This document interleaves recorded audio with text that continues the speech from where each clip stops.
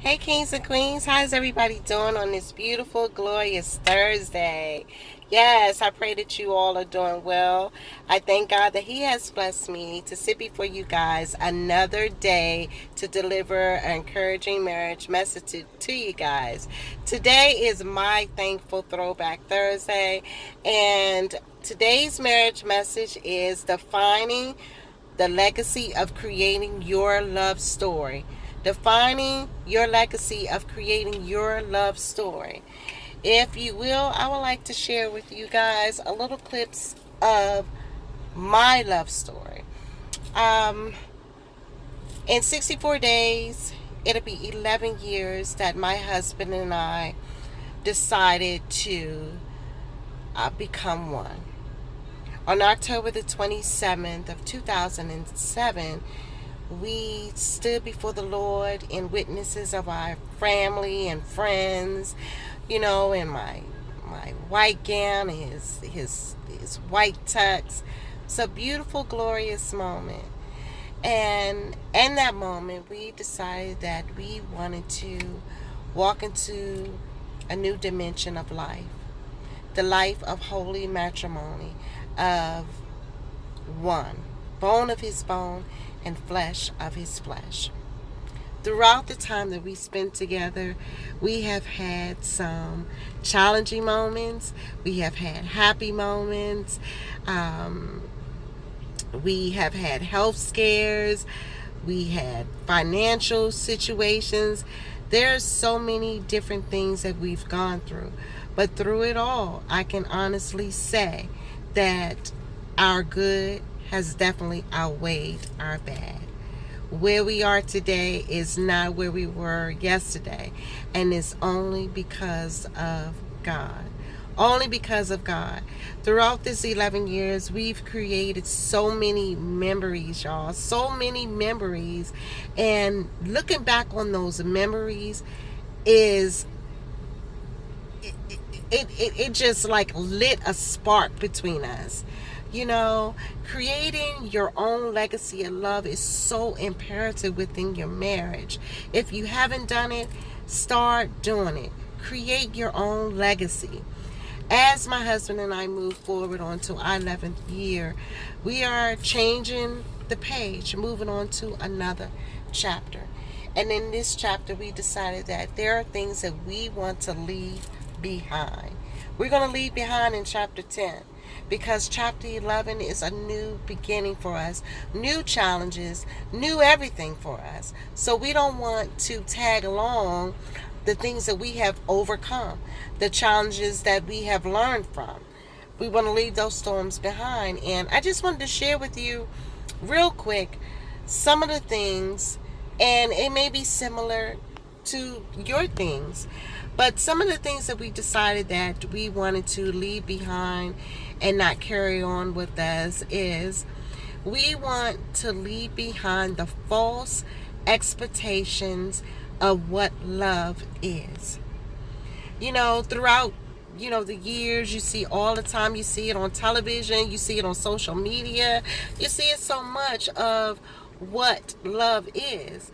And it's really easy to get tied up in thinking that love is full of lavishing gifts and trips and happy times only, no bad times, no arguments or disagreements, I should say. We get hung up on unrealistic love.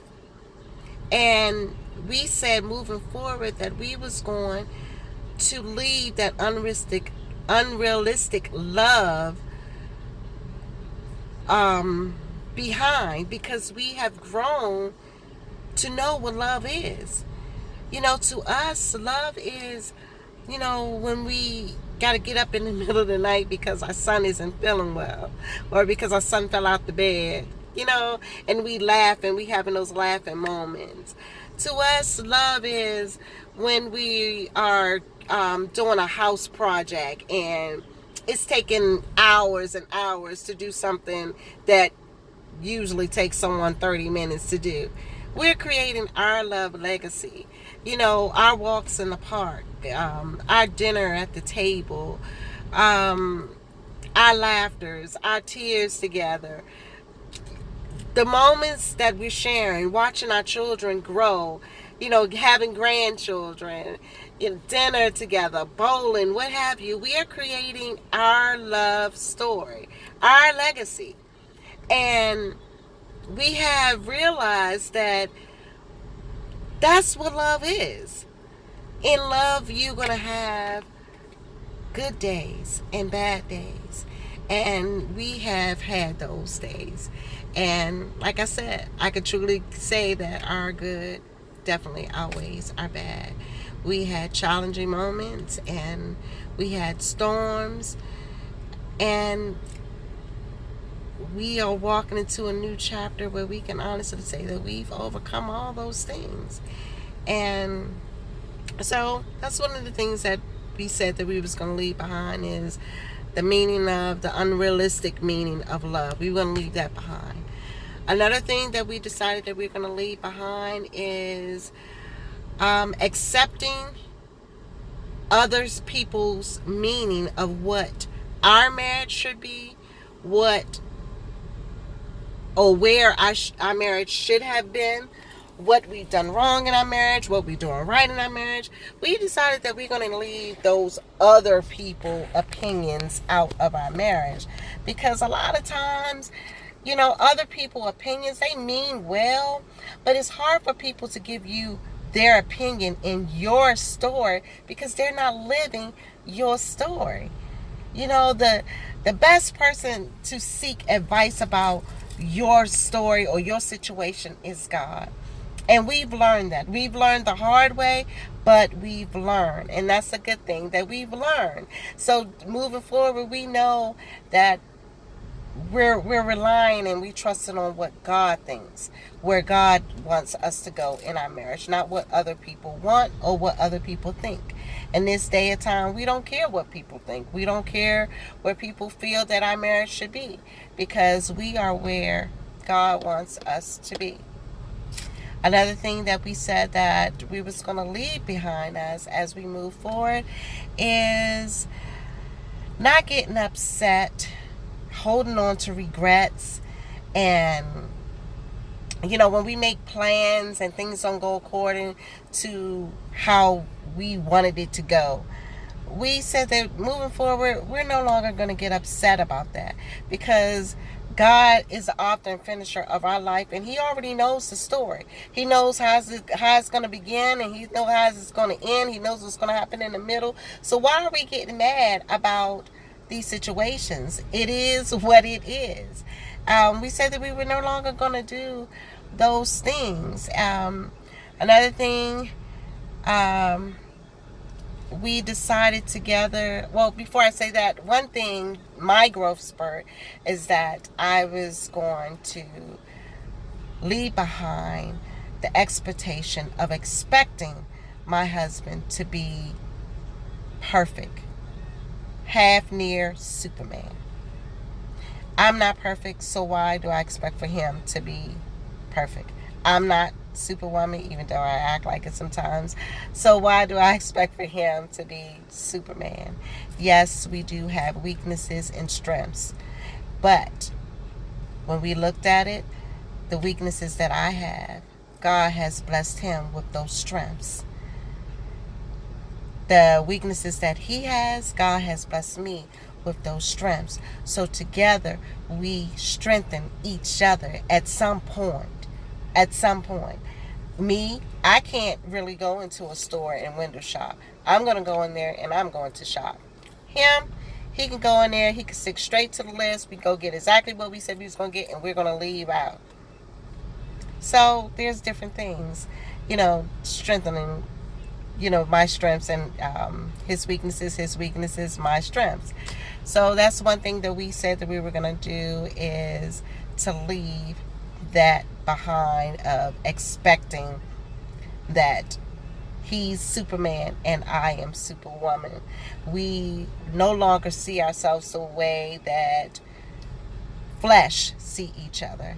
I will now look at my husband and see him as God sees him, and have faith in what I see and what God sees. That's what it is. You know, when you speak into it, you speak into existence in life. You know, if you think negative and you speak negative, then that's what you're going to produce. So we've learned in our marriage that we're going to speak positive. We're going to see positive, because that's what we're going to produce. Another thing that we were going to leave behind is that during our disagreements, when we're having our moments, that we're going to stop going to bed angry. We're gonna stop going to bed angry. We're gonna handle this situation. We're not gonna let the sun go down on our wrath. We're not gonna do it, because tomorrow is not promised to us. So that's one of the things that we said that we were gonna leave behind as we move forward in our marriage. And there's quite a few, a lot of things, but those are a few of the few things that I wanted to share with you. And oh, another thing I wanted to share with you guys is that we were going to leave behind the expectation of thinking that everything is supposed to be perfect, when everything is not perfect. Everything is given for reasons and seasons. We've learned that throughout our marriage. We've gone through sickness and health together. We've had health scares. My husband tells a story when I was having my son,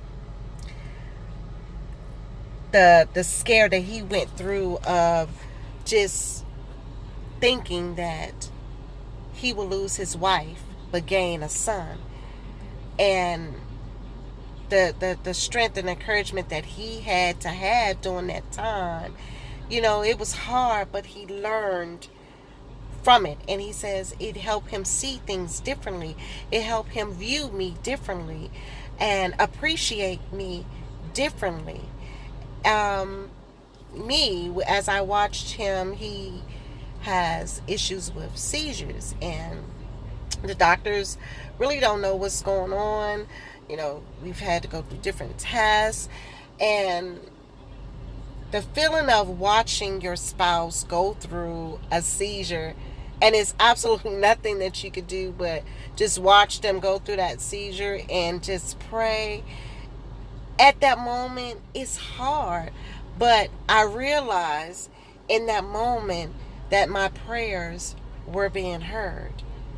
And that's the best thing that I could have ever done, was to pray for my husband. He went 30 minutes, y'all. 30 minutes without knowing who I was, who he was, where he lived. He was just completely clueless for 30 minutes. You talking about a life scare. And I just prayed and I prayed and I prayed and cried and cried and prayed. And he finally looked at me and said, "Tangela." That was his first word, was my name. I would never forget that moment.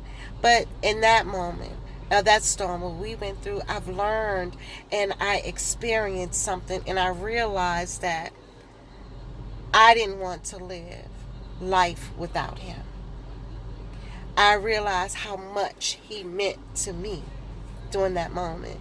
So, create your own legacy in your marriage. Not what other people feel that your legacy should be. Create your own legacy. Define your own moment. Your moment, and what you need in your marriage is not what someone else's needs or requirements. It's totally different. So, today's message is to find your own meaning and create your legacy of your marriage story. That's it. Not someone else's. Be blessed. Be a blessing to each other. And most of all, I want you guys to love beyond the meaning of love. I mean it. Love beyond the meaning of love. Today is today. I promise you can't get today back tomorrow. So live today as best as you can live today. All right. I'll see you guys next time. Bye-bye.